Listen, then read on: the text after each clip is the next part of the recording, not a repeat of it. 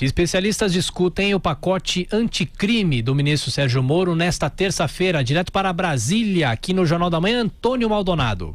A Comissão de Constituição e Justiça e Cidadania do Senado se reúne nesta terça-feira para discutir um dos projetos de lei que compõem o pacote anticrime elaborado pelo ministro Sérgio Moro. A proposta que entrará em debate altera 13 leis e decretos nas áreas de atuação policial, regras de processo penal, banco de dados, progressão de regime, corrupção e enriquecimento ilícito. Essa é a mais ampla das 3 propostas que compõem o conjunto de sugestões entregue por Moro ao Congresso Nacional ainda em fevereiro. A segunda altera a competência da Justiça Eleitoral e a terceira trata especificamente da tipificação do crime de Caixa 2.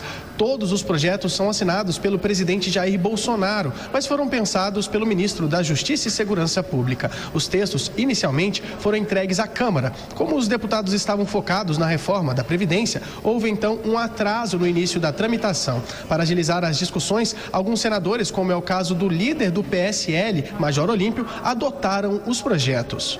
Tem que discutir, tem que ampliar o leque de atividades, porque é a nossa missão aqui do Senado, respeitando a missão da Câmara.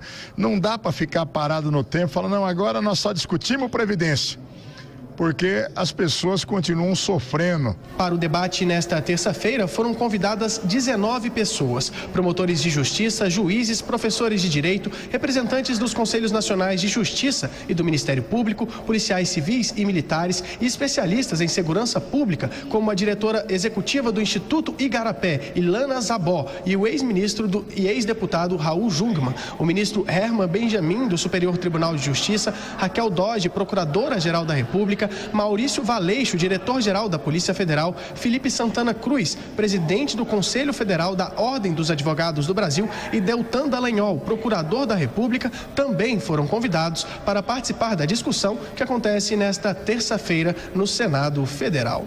De Brasília, Antônio Maldonado. Josias de Souza, e o pacote anticrime, será que vai ser aprovado da forma que veio? É muito difícil, né? Muito difícil. Nós estamos assistindo agora mais um capítulo dessa disfuncionalidade em que se transformou o relacionamento do Executivo com o Legislativo. Esse pacote, como foi enviado pelo Executivo ao Congresso, começou a tramitar pela Câmara. Na Câmara, o Rodrigo Maia, numa fase em que estava com o relacionamento muito mais embaçado do que está agora, continua embaçado, mas na ocasião estava muito mais. Ele resolveu colocar o projeto o pacote do Sérgio Moro na geladeira e apensou o pacote do Moro a um outro projeto que estava lá, elaborado sob a coordenação do ministro Alexandre de Moraes, do Supremo, uma comissão que tinha sido composta pela Câmara. Ele apensou o material do ministro a este trabalho que já vinha sendo feito na Câmara e colocou no final da fila, sob a alegação de que não dava para tramitar 2 assuntos tão polêmicos quanto esse pacote anticrime, anticorrupção, com a reforma da Previdência. E o Senado, por iniciativa própria, resolveu encampar o projeto do Moro. Então fizeram lá pegaram o projeto na integralidade, um conjunto de senadores encampou aquele projeto e começou a tramitar também no Senado. Agora, isso não faz o menor sentido, porque você tem as 2 casas analisando o mesmo projeto. Em algum momento, isso vai ter que se encontrar. Naturalmente, o que deve ocorrer é que o trabalho da Câmara, um pouco mais amplo, que vai incorporar esse material que já tinha sido feito sob a coordenação do ministro Alexandre de Moraes, ele, em tese, deve ficar mais aperfeiçoado, supõe-se que fique, não é? Porque tem as ideias do Moro, as ideias do Alexandre de Moraes, os 2 já andaram conversando.